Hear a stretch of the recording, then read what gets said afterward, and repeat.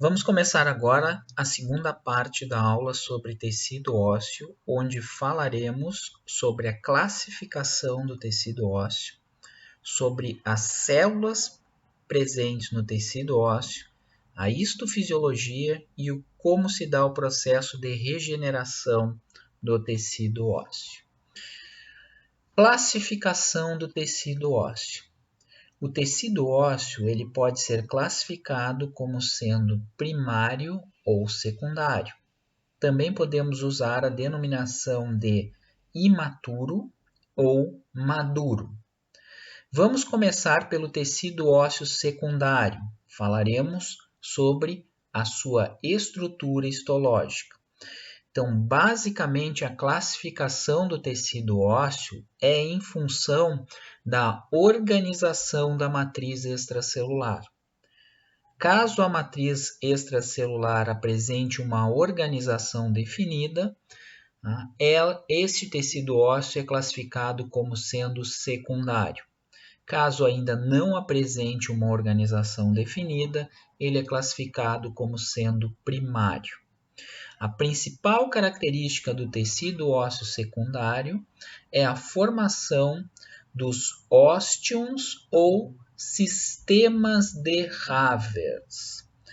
São estruturas cilíndricas, bastante características do tecido ósseo secundário. Do que são constituídos os sistemas de Havers?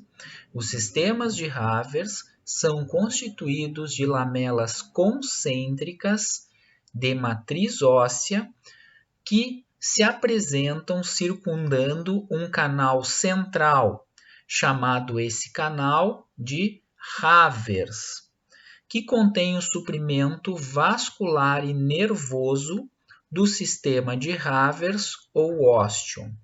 Na imagem aqui vemos um osso longo cortado longitudinalmente, e especificamente na região onde temos o osso compacto, onde esses sistemas de Havers, que são a principal característica do tecido ósseo secundário, são melhores vistos.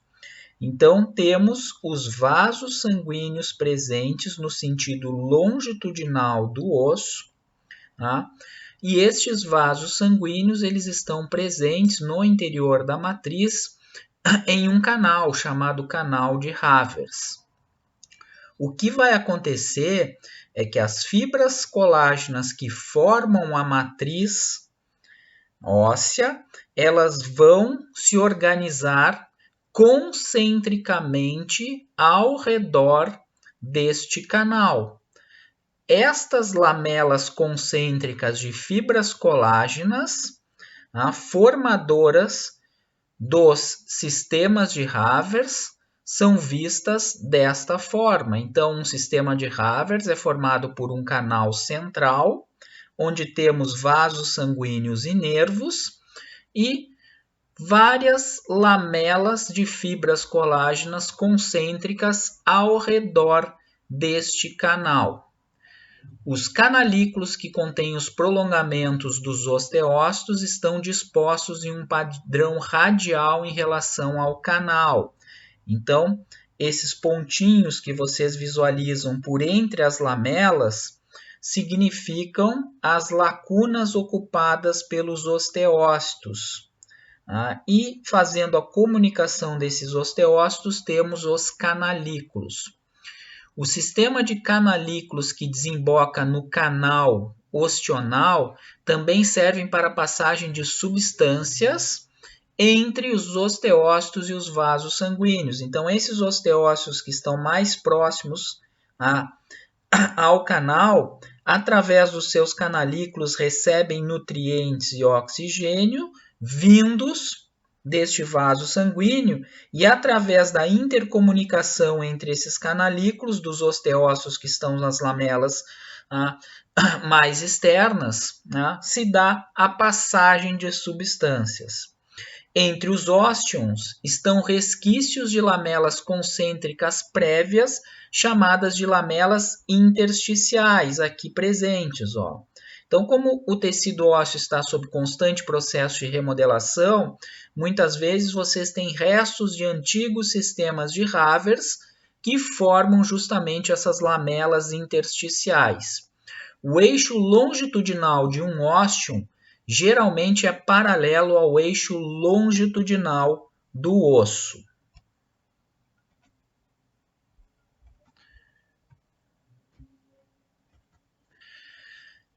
Nesta imagem aqui, então, vemos os sistemas de Havers formados por lamelas concêntricas de fibras colágenas. Então, temos a lamela mais interna aqui recobrindo o canal onde temos os vasos sanguíneos. Esses vasos eles estão dispostos no sentido longitudinal do osso. E aqui temos as lamelas mais externas que formam esse sistema de Havers. Tá? Também visualizamos as lacunas dos osteócitos presentes no interior da matriz óssea. Então, aqui temos as lamelas que formam os sistemas de Havers. Mais externamente temos o periósteo. Esta região aqui aparecem as fibras de Sharpey que penetram a partir do periósteo e se ligam fortemente ao tecido ósseo, oriundas dos tendões, e aqui os canalículos que fazem a comunicação entre os osteócitos. Estes sistemas de Havers são vistos de melhor forma quando o osso longo é cortado transversalmente. No corte transversal, visualizamos aqui o canal. Neste canal temos a presença de vasos sanguíneos e nervos, e a partir do canal nós temos a presença das lamelas concêntricas. Então temos 1, 2, 3, 4, 5 lamelas concêntricas que formam o sistema de Havers. Visualizamos também as lacunas dos osteócitos e entendam o porquê da disposição de forma circunferencial das fibras colágenas que formam as lamelas. Os nutrientes eles vêm do vaso sanguíneo que aqui está presente. Passam através dos canalículos dos osteócitos da primeira lamela e chegam até este osteócito. E a partir daí passam por canalículos para chegar até os osteócitos que estão presentes nas lamelas mais externas. E assim se dá a nutrição e a oxigenação dos osteócitos. Justamente por isso, eles apresentam essa disposição. Eles estão dispostos circunferencialmente ao redor do canal, da onde recebem os nutrientes, e, portanto, as fibras colágenas sintetizadas por estes osteócitos apresentam uma disposição circular, o que faz com que haja a formação das lamelas e, consequentemente, a formação dos sistemas de Havers, que são as principais características da estrutura histológica do tecido ósseo secundário. Neste osso, que foi cortado transversalmente, o sistema de Havers é apresentado aqui e aqui. Então, do que é formado um sistema de Havers? De um canal central e de lamelas formadas por fibras colágenas que se dispõem concentricamente ao redor deste canal. Aqui observamos as lacunas ocupadas pelos osteócitos.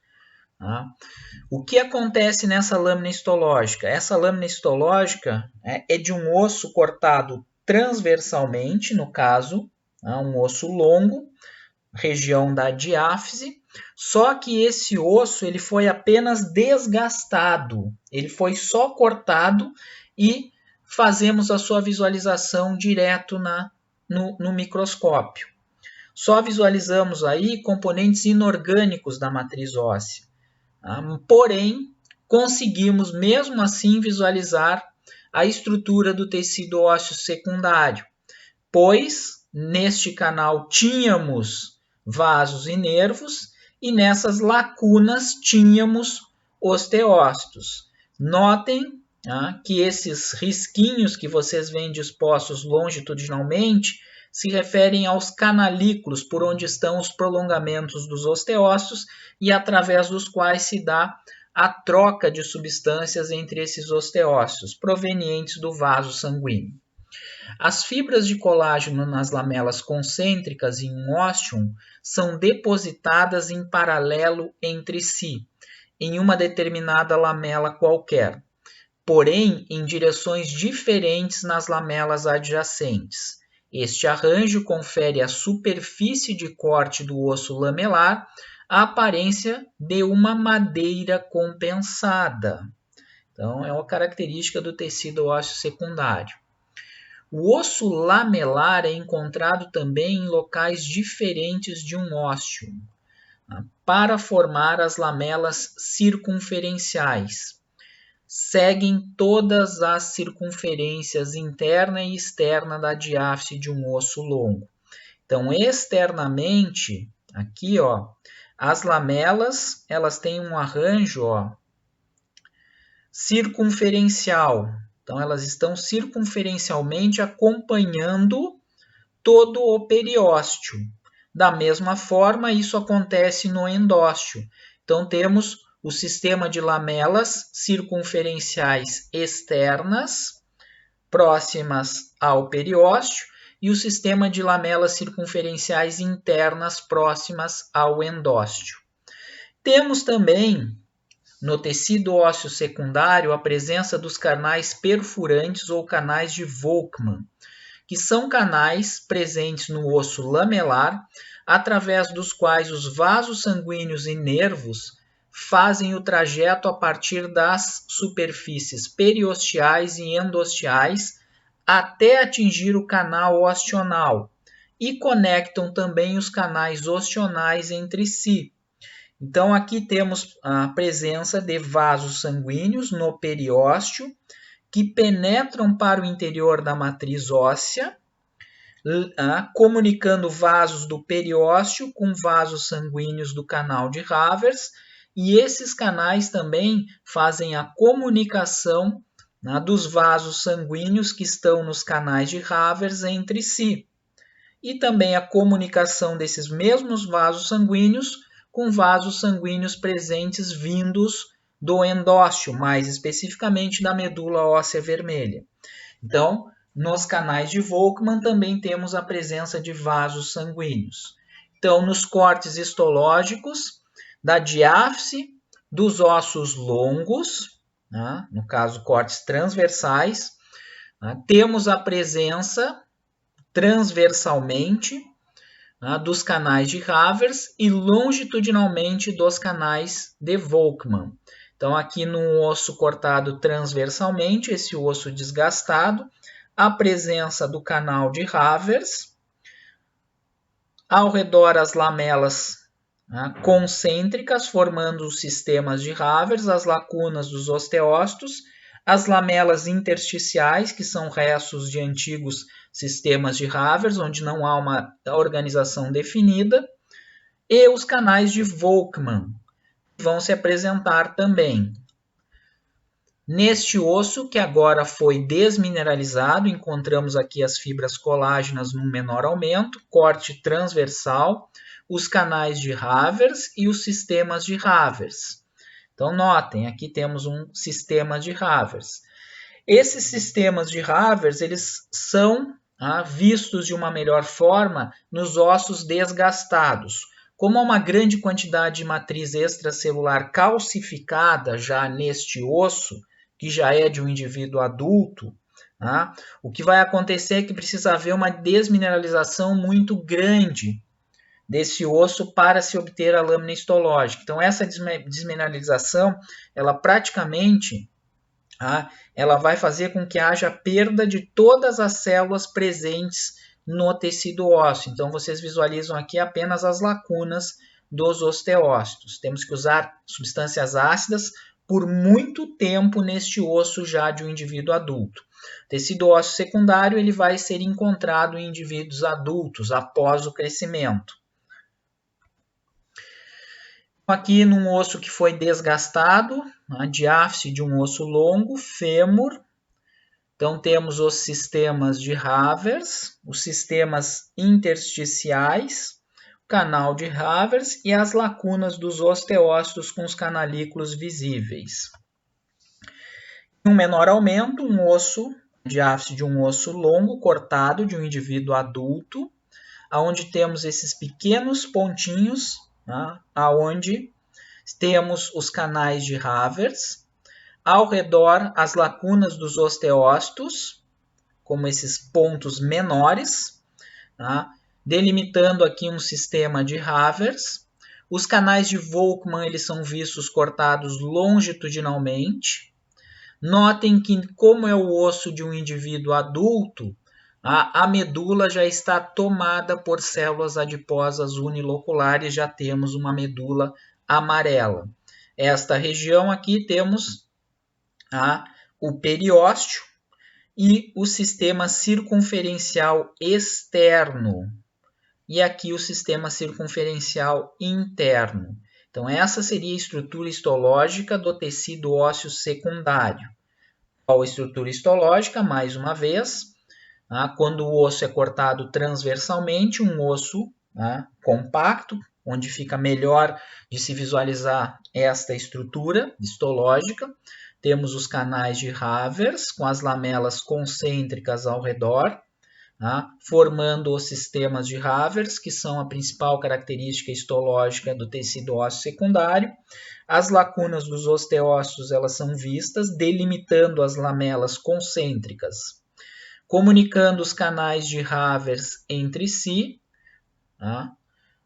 Temos os canais de Volkmann, que são vistos cortados longitudinalmente, e também nesta lâmina visualizamos as lamelas intersticiais, que são restos de antigos sistemas de Havers. Fica melhor de se visualizar nesta lâmina histológica aqui os canais de Volkmann, comunicando os canais de Havers entre si. Pessoal, um detalhe interessante é que o osso esponjoso maduro, adulto, ele é similar em estrutura ao tecido ósseo maduro, exceto pelo fato que o tecido é arranjado como trabéculas ou espículas aqui, ó. Então é como se vocês tivessem aqui um osso esponjoso, na verdade vocês têm um osso esponjoso, onde a matriz óssea ela é depositada sob a forma de espículas, Só que existem inúmeros espaços medulares interconectantes de vários tamanhos entre o tecido ósseo. Aqui estão esses espaços interconectantes, onde no indivíduo jovem, recém-nascido, vocês têm a medula óssea vermelha, e no indivíduo adulto, aqui no caso, basicamente somente tecido adiposo unilocular. Quando as trabéculas são suficientemente espessas, elas vão apresentar os sistemas de Havers. Aqui, ó, tá? Então, mesmo no osso esponjoso, em indivíduos adultos, vocês naquelas trabéculas mais espessas, mais envolvidas, vocês têm o tecido ósseo secundário, que fica difícil visualização. De muito mais fácil visualização, a estrutura do tecido ósseo secundário na diáfise de um osso longo, porque temos maior quantidade de matriz depositada. Tecido ósseo imaturo ou tecido ósseo primário. Então, é outra forma que temos de classificar o tecido ósseo. Vai ser aquele tecido ósseo inicialmente formado no esqueleto de um feto em desenvolvimento. Quais as características do tecido ósseo imaturo? Não exibe lamelas organizadas. Há um arranjo entrelaçado entre as fibras de colágeno, como vocês podem ver aqui, ó, formando também trabéculas. Contém um número relativamente maior de células por unidade de área, principalmente osteoblastos. É um tecido ósseo que está em desenvolvimento. As células elas tendem a estar dispostas ao acaso, enquanto as células no tecido ósseo maduro tendem a ser arranjadas com seus eixos longitudinais na mesma direção que as lamelas, porque tem uma organização definida. A matriz também ela vai apresentar uma maior quantidade de substância fundamental que aqui aparece não corada. O osso imaturo ele forma-se bem mais rapidamente que o osso maduro. E áreas de osso imaturo que estão presentes em adultos quando o osso está sendo remodelado. Então, no processo de remodelação, vai apresentar-se tecido ósseo primário num primeiro momento. Então, o osso está em constante processo de remodelação. Naquela área de remodelação, de reabsorção, forma-se primeiramente tecido ósseo primário.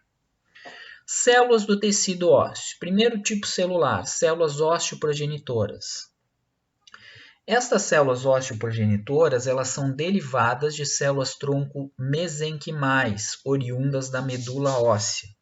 Elas possuem o potencial para se diferenciar em vários tipos celulares.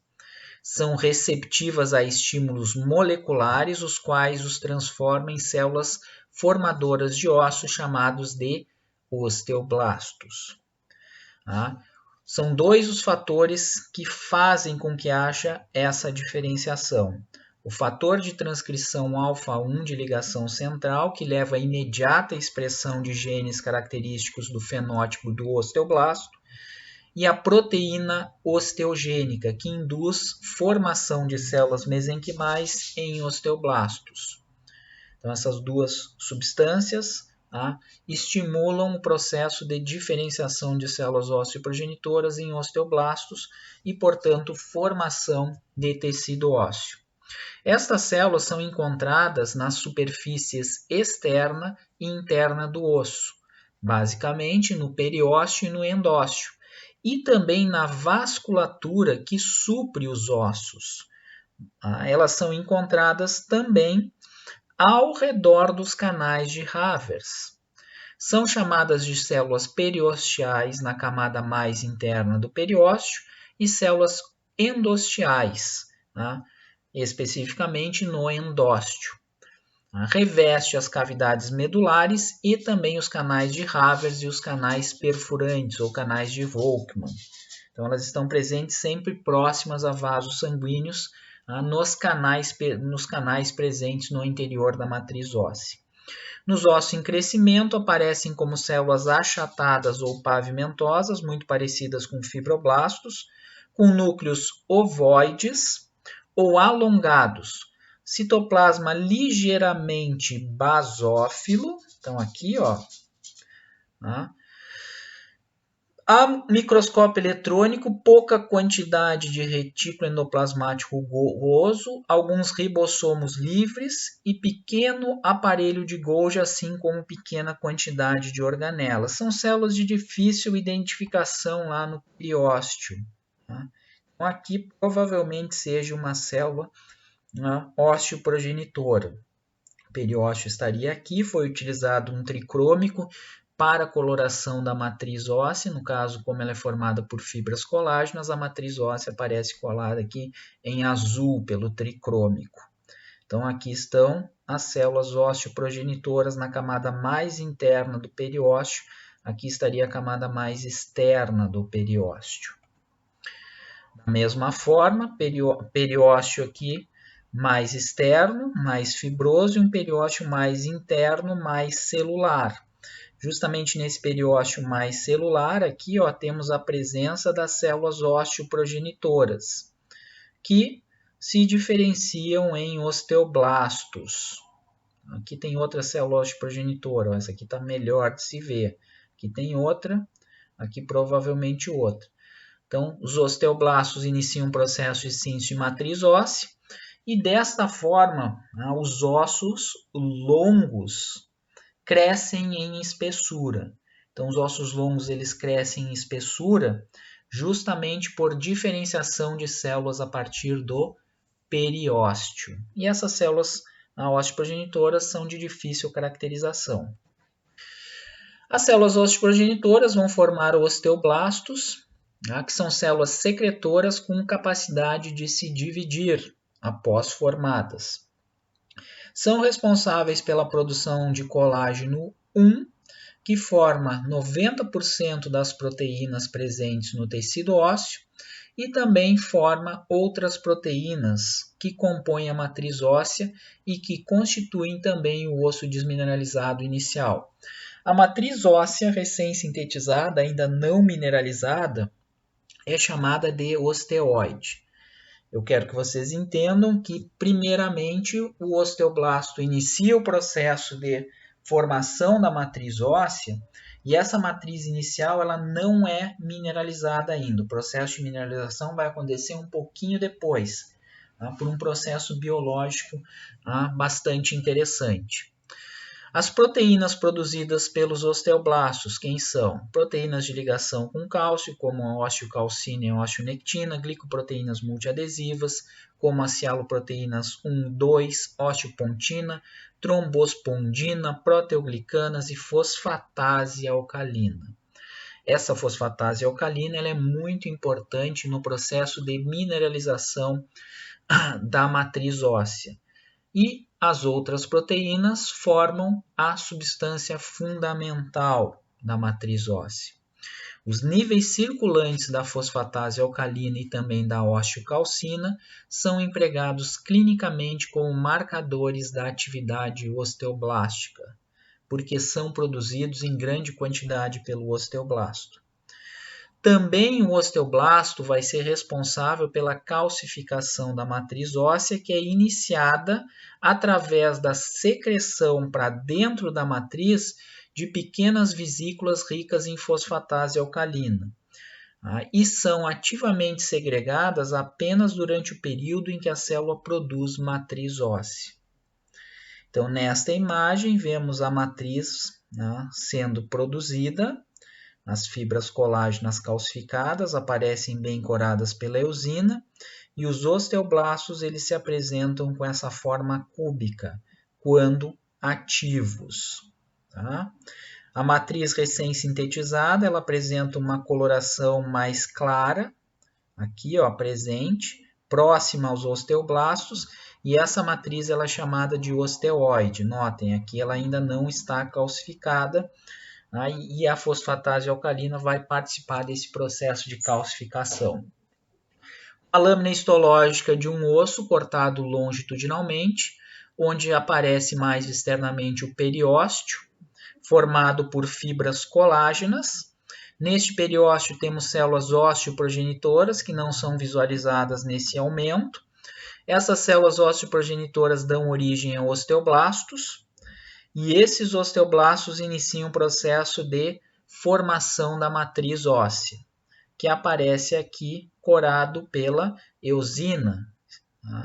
Por quê? Porque grande parte dessa matriz é formada por fibras de colágeno.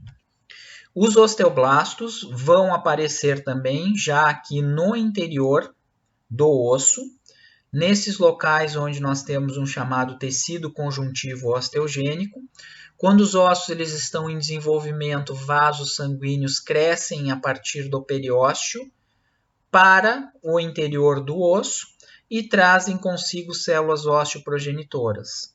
As células osteoprogenitoras passam para esse tecido conjuntivo osteogênico e dão origem a osteoblastos, que aparecem aqui enfileirados, num menor aumento em grande quantidade. Notem que a matriz próxima aos osteoblastos, ela não apresenta uma coloração ainda acidófila. Esta matriz recém-segregada é chamada de osteoide. Possuem a forma cúbica ou poligonal e estão alinhados em uma única camada de células situadas em aposição à matriz óssea em formação. Aqui, tá? A matriz recém-depositada não é imediatamente calcificada e se cora levemente em comparação à matriz já mineralizada. É chamada de osteoide. O citoplasma é bem basófilo, como vocês podem ver aqui, ó, os núcleos são arredondados, o que caracteriza uma forma cúbica. Muito basófilo o citoplasma, porque tem uma grande quantidade de retículo endoplasmático rugoso. O Golgi é bastante desenvolvido numa área adjacente ao núcleo, e também em algumas lâminas histológicas devidamente coradas, podemos observar a presença de grânulos PAS positivos. PAS quer dizer corado por periódico ácido de Schiff, com forte reação de fosfatase alcalina associada à membrana celular, podendo ser detectada por coloração histoquímica. Os osteoblastos inativos são células achatadas que normalmente recobrem as superfícies ósseas, se assemelhando muito às células osteoprogenitoras. Os osteoblastos respondem a estímulos mecânicos para mediar as alterações no crescimento ósseo e também na remodelação óssea. Então, eles podem sintetizar maior ou menor quantidade de matriz dependendo do estímulo. À medida que vai ocorrendo a deposição de osteoide, o osteoblasto vai sendo circundado pela matriz composta de osteoide e transforma-se logo a seguir em osteócito. Então, aqui os osteoblastos vistos em um menor aumento, e aqui esses mesmos osteoblastos vistos num maior aumento, em processo de produção de matriz óssea, no caso aqui recém-sintetizada, chamada de osteoide. Osteoblastos com a sua forma cúbica, em aposição à matriz sintetizada por eles. Aqui nessa região mais clara vocês têm o osteoide e aqui vocês já têm matriz calcificada. Então todos os osteoblastos normalmente estão enfileirados em aposição à matriz e essas células elas são unidas através de prolongamentos citoplasmáticos. As setas aqui indicam a presença dos osteoblastos com a sua forma cúbica, e aqui também a presença dos osteoblastos. Nas micrografias eletrônicas apresentam pequenos prolongamentos citoplasmáticos bastante finos que penetram no osteoide adjacente e são unidos a prolongamentos similares dos osteócitos já formados. Essa comunicação se dá através de junções comunicantes. O citoplasma é caracterizado por uma grande quantidade de retículo endoplasmático rugoso, aqui em 4, um aparelho de Golgi bastante desenvolvido, aqui em 2, e regiões circunvizinhas do citoplasma com numerosas vesículas com conteúdo flocoso, que se presume que consistem em precursores da matriz, inúmeras mitocôndrias em forma de bastão e corpúsculos densos, assim como lisossomos ocasionais. No caso em 5 aqui, temos vesículas contendo provavelmente fosfatase alcalina. Osteócitos. Quando totalmente circundados pelo osteoide ou matriz óssea, o osteoblasto então vai passar a forma de osteócito, aqui no interior da matriz. São células responsáveis pela manutenção da matriz óssea. Tem um papel na mecanotransdução, na qual o osteócito responde também a estímulos mecânicos aplicados ao osso. Esses estímulos podem ser a ausência de peso ou uma carga mecânica aumentada. Isso faz com que eles alterem a expressão genética e o mecanismo apoptótico, fazendo com que possa haver uma maior quantidade de síntese ou uma apoptose para que haja naquela região um processo de degradação de matriz. Podem sintetizar nova matriz, assim como também, em alguns casos, degradar a matriz. Essas atividades ajudam a manter a homeostasia do cálcio. A morte dos osteócitos, ou por trauma, ou por senência celular, ou por apoptose, resulta em absorção da matriz óssea por osteoclastos nesta região específica, e isso vai ser seguido por reparo ou remodelação ao tecido ósseo por atividade de osteoblastos. Os osteócitos estão presentes em lacunas, como vocês podem ver aqui à direita, tá? Que se adaptam ao formato das células. Esses osteócitos estendem prolongamentos citoplasmáticos através de canalículos que se comunicam com os osteócitos e células de revestimento ósseo ou células ósseo-progenitoras através de junções comunicantes. Então, notem aqui, através dos canalículos, prolongamentos dos osteócitos se comunicam entre si. São bem menores do que os osteoblastos devido ao seu citoplasma mais reduzido. Nos preparados histológicos, a célula aparece altamente distorcida pelo enrugamento e outros artefatos que resultam da descalcificação da matriz. Então, como utilizamos substâncias ácidas para fazer a descalcificação e, consequentemente, a obtenção da lâmina histológica, essas substâncias ácidas elas vão agredir muito o osteócito. O núcleo normalmente vai ser o único aspecto visualizado dentro da lacuna, quando visualizado. Nas amostras bem preservadas, os osteócitos exibem menos basofilia citoplasmática que os osteoblastos e apresentam a forma como se fosse uma amêndoa. Em microscopia eletrônica, os osteócitos aparecem em vários estágios funcionais e apresentam características morfológicas diferentes. Então, aqui em uma micrografia eletrônica, vocês visualizam a lacuna do osteócito com matriz calcificada ao redor, o núcleo alongado, o citoplasma reduzido e os prolongamentos saindo a partir de canalículos para se comunicar com prolongamentos de osteócitos vizinhos. Existem 3 tipos de osteócitos. Os osteócitos quiescentes, que são pobres em retículo endoplasmático rugoso e também com aparelho de Golgi diminuído. Apresentam uma lâmina osmiófilica, representando a matriz calcificada madura, e é observada em íntima associação com a membrana celular. São aqueles osteócitos que não estão em processo de síntese.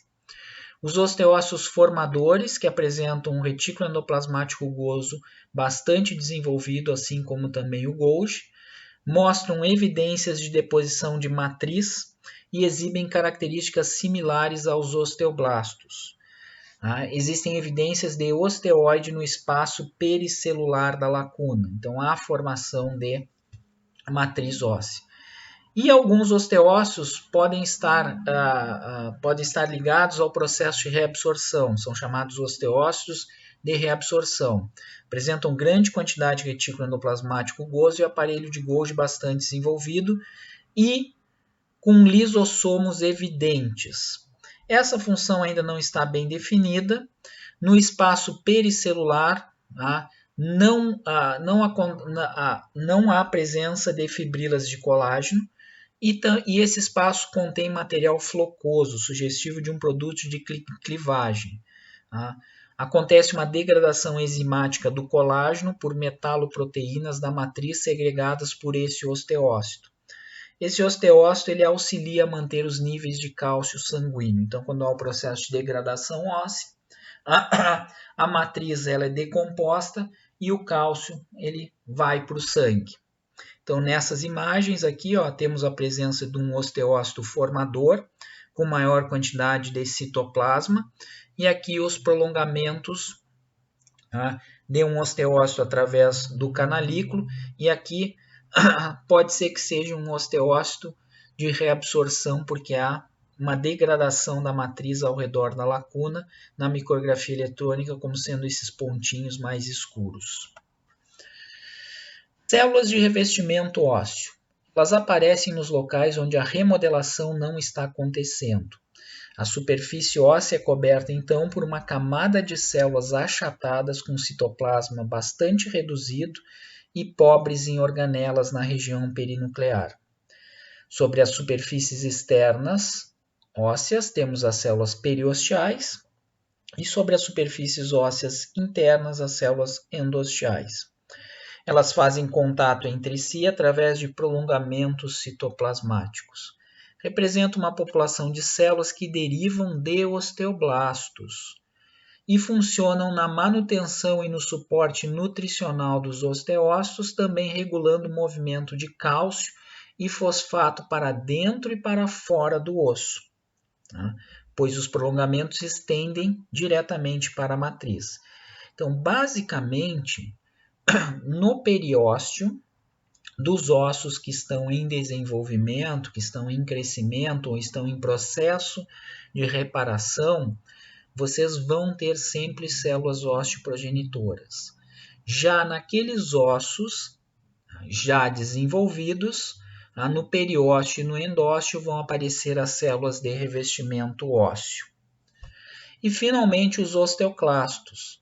São grandes células multinucleadas encontradas em locais onde a matriz óssea está sendo reabsorvida. Normalmente repousam diretamente sobre o tecido ósseo onde a reabsorção está acontecendo. Em consequência de sua atividade, forma-se uma baía de reabsorção, também chamada de lacuna de Hall-Ship, e fica entre o osteoclasto e a matriz que está sendo reabsorvida. Apresenta uma acentuada acidofilia citoplasmática e uma forte reação histoquímica também para a fosfatase alcalina, devido à inúmera quantidade de lisossomos presentes.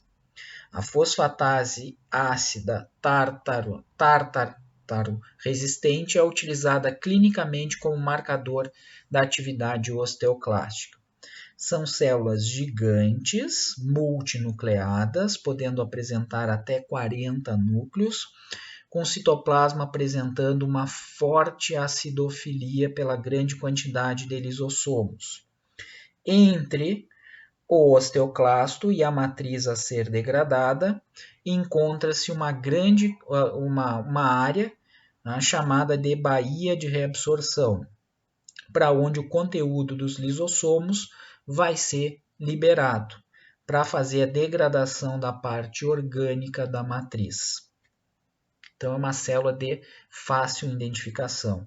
Esta célula, diferentemente das demais, se origina na medula óssea vermelha a partir de monócitos. Esses monócitos no tecido ósseo têm a capacidade de se fundir, e formar estas células gigantes multinucleadas. Então, aqui a presença de um osteoclasto, a baía de reabsorção ou lacuna de Hall-Ship e a matriz que está sendo degradado por essa célula. Derivam da fusão de células progenitoras hematopoéticas mononucleares. A formação ocorre em associação com células do estroma da medula óssea.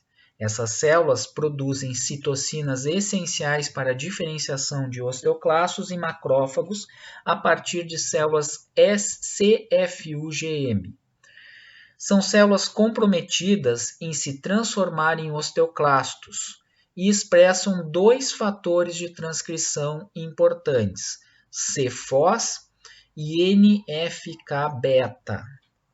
Mais adiante, uma molécula receptora chamada de RANK, receptor ativador do fator nuclear K e beta, é expressa em sua superfície. Receptor RANK interage com uma molécula ligante do RANK, formando a RANK-KL, produzida e expressa na superfície da célula. O mecanismo de sinalização RANK-L é essencial para a diferenciação e maturação do osteoclasto. Esta via de formação pode ser bloqueada pela osteoprotegerina, a OPG, que serve como receptor chamariz para RANK-L. Falta de ligante disponível afeta a via de sinalização RANK-L e age como potente inibidor da formação de osteoclastos. A OPG e a RANK-L são detectadas em uma forma livre no sangue e suas concentrações podem ser medidas para fins diagnósticos e também para monitorar a terapia de doenças ósseas. O osteoclasto recém-formado tem que ser ativado para se transformar em célula de reabsorção óssea. Durante o processo, torna-se uma célula altamente polarizada que exibe 3 regiões especializadas. Tá? Essas regiões especializadas são a borda franzida, que aparece aqui em uma micrografia eletrônica, contém pregas profundas da membrana citoplasmática, formando estrutura do tipo microvilosidades, responsáveis por aumentar a área de superfície para a exocitose de enzimas hidrolíticas e secreção de prótons, e também pela endocitose de produtos da degradação e resíduos da matriz óssea. Essa borda cora-se menos intensamente pela eosina e com frequência aparece como uma faixa mais clara adjacente à matriz óssea no local da reabsorção. Em micrografias eletrônicas aparecem cristais de hidroxiapatita entre os prolongamentos da borda franzida. Internos à borda franzida e muito próxima estão mitocôndrias e lisossomos. Os núcleos localizados na parte da célula mais afastada da superfície óssea. Nessa mesma região aparecem alguns perfis de retículo endoplasmático rugoso, um aparelho de Golgi muito desenvolvido e uma grande quantidade de vesículas. Também nós vamos ter a zona clara, ou zona de vedação. Aqui está a borda franzida, então, e aqui a zona de vedação. Consiste em um perímetro anelar de citoplasma adjacente à borda franzida, como pode ser visto aqui, que demarca a área de matriz óssea a ser reabsorvida. É um compartimento no sítio da borda franzida onde ocorre a reabsorção e degradação da matriz. Em micrografia eletrônica, podem ser vistos abundantes filamentos de actina sem a presença de outras organelas. A membrana plasmática no sítio da zona clara contém as moléculas de adesão entre a célula e a matriz extracelular, as quais são responsáveis por proporcionar uma vedação firme entre a membrana plasmática e a matriz mineralizada do osso. Então, a zona clara ela delimita a zona de matriz óssea a ser degradada. E, finalmente, a região basolateral, aqui em azul, funciona na exocitose do material digerido pelo osteoclasto. Apresenta vesículas de transporte contendo material ósseo, que vem da borda franzina, e essas vesículas se fundem com a membrana celular para liberar seu conteúdo. Então, serve como meio de transporte do que é ingerido pelo osteoclasto e vai ser liberado na matriz extracelular. Então, nesta lâmina histológica, visualizamos os 3 tipos principais de células presentes no tecido ósseo. Então, matriz óssea aparece aqui, o colágeno calcificado, no interior da matriz óssea os osteócitos em suas lacunas. Em aposição à matriz que está sendo produzida, células com formato cúbico, responsáveis pela produção da matriz. Quando a matriz aprisiona essas células, elas passam a forma de osteócitos. E células gigantes multinucleadas que fazem um processo de degradação da matriz óssea. Essas células elas são chamadas de osteoclastos. A maioria das vesículas presentes nos osteoclastos são lisossomos. O conteúdo desses lisossomos vai ser liberado para o espaço extracelular nas fendas entre os prolongamentos da borda franzida. São liberadas enzimas hidrolíticas, catepsina K e metaloproteínas da matriz, que degradam colágeno e outras proteínas da matriz. Então, o conteúdo lisossomal é responsável pela degradação da parte orgânica da matriz. Porém, a parte inorgânica da matriz ela tem que ser degradada também. Antes da digestão, a matriz deve ser descalcificada através da acidificação da superfície óssea. O citoplasma do osteoclasto, para isso, contém uma enzima chamada de anidrase carbônica 2, que vai produzir ácido carbônico a partir do dióxido de carbono e água, formando ácido carbônico e dissociando-se em bicarbonato e um próton. Então, aqui estão os prótons. O que vai acontecer? Com a ajuda das bombas de próton ATP dependentes, esses prótons eles são transportados através da borda franzida, gerando um pH baixo, de 4 a 5 no ambiente de reabsorção, naquela baía de reabsorção. O ambiente ácido local, criado no espaço extracelular entre o osso e o osteoclasto, é protegido pela zona clara. Então, forma-se uma zona aqui, ó, com pH mais baixo. O excesso de bicarbonato removido pela troca passiva com íons cloreto através de proteínas permutadoras de cloreto, carboneto na membrana basolateral. O ambiente ácido formado inicia a degradação do componente mineral da matriz óssea. Quando a reabsorção do tecido ósseo é completada, os osteoclastos sofrem apoptose. Então, o osteoclasto ele digere a parte orgânica e descalcifica a matriz ao mesmo tempo. Observação: nos demais tipos de tecidos conjuntivos, enzimas produzidas pelas próprias células dos tecidos conjuntivos degradavam a matriz extracelular envelhecida. O problema aqui é que a matriz extracelular do tecido ósseo é calcificada. Justamente por isso, necessita haver uma célula especializada no processo de degradação e descalcificação dessa matriz. Justamente por isso, a presença dos osteoclastos. Como acontece a mineralização biológica na matriz? Acontece nas matrizes extracelular do osso, da cartilagem, na dentina, no cimento e no esmalte dos dentes. A mineralização biológica é um evento regulado pela própria célula.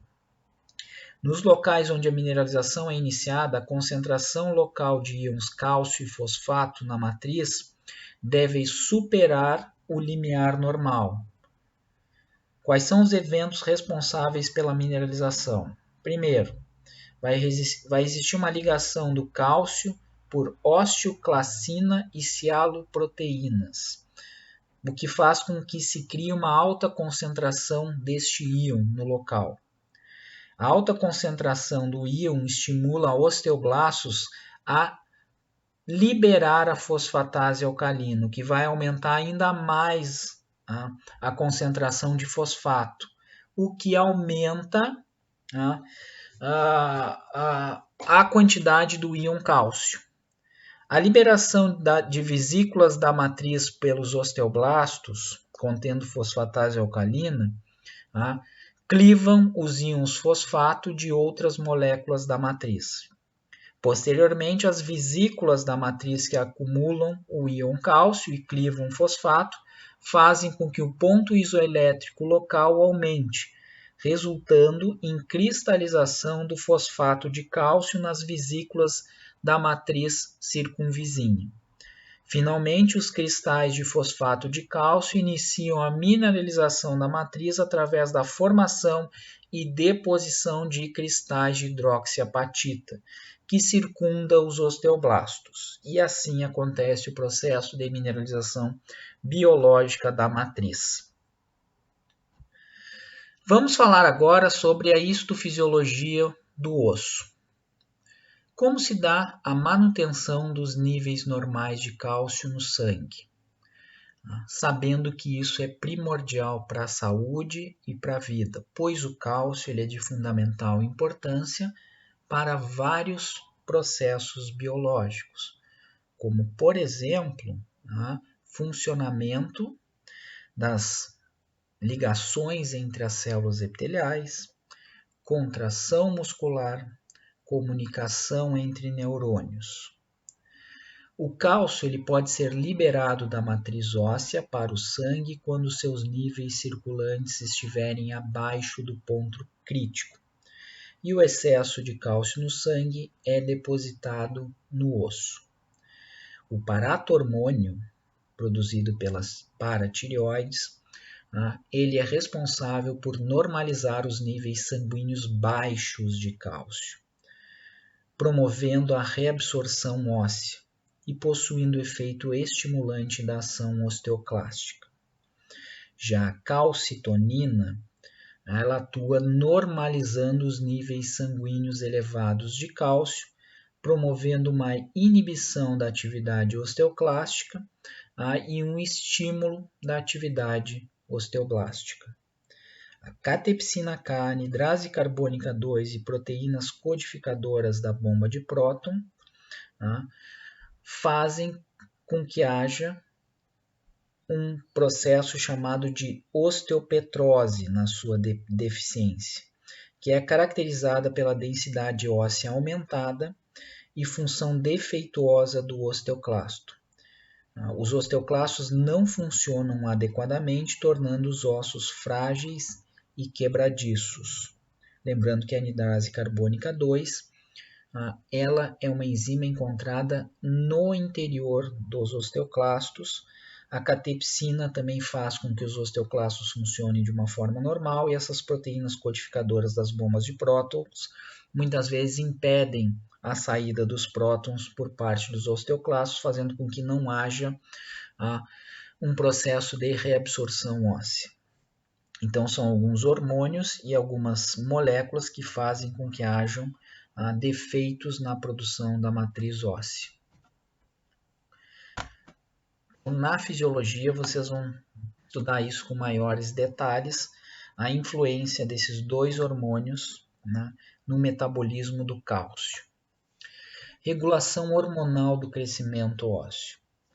Existe um hormônio chamado de GH, o hormônio do crescimento. Ele é produzido pela hipófise e estimula o crescimento em geral, e principalmente o crescimento do tecido cartilaginoso na epífise dos ossos, agindo diretamente sobre células osteoprogenitoras, também estimulando-as a se dividir e a se diferenciar, fazendo com que os ossos eles tenham um maior comprimento e uma maior largura. Uma secreção excessiva na infância desse hormônio, provocada por defeito no mecanismo regulador da secreção ou por algum tumor na hipófise, leva a uma condição chamada de gigantismo, um aumento anormal do crescimento dos ossos, vista nessa primeira imagem acima. Uma ausência ou redução na secreção de GH na infância leva ao nanismo hipofisiário. Já uma secreção excessiva de GH em adultos leva à acromegalia. Os ossos não crescem no comprimento e, em consequência, ao fechamento epifisiário, e, em consequência, acontece o espessamento anormal e o crescimento excessivo seletivo de mãos, pés, mandíbula, nariz e ossos intramembranosos do crânio. Finalmente, regeneração do tecido ósseo, ou reparação do osso em fraturas. Isso é muito importante para quem for fazer traumatologia. Então, em uma fratura, o que vai acontecer? Quais são os processos que acontecem no interior do osso? Então, primeiramente, vai acontecer uma resposta inicial à fratura. Vai haver uma destruição tecidual e uma intensa hemorragia, pois a matriz óssea, assim como o osso, obviamente, é ricamente vascularizada. Neutrófilos e macrófagos chegam ao local. Após a limpeza do local, vai acontecer uma proliferação de fibroblastos e também de capilares sanguíneos, que vão crescer para o interior do sítio da lesão. Forma-se naquele local, primeiramente, um tecido conjuntivo frouxo, chamado de tecido de granulação.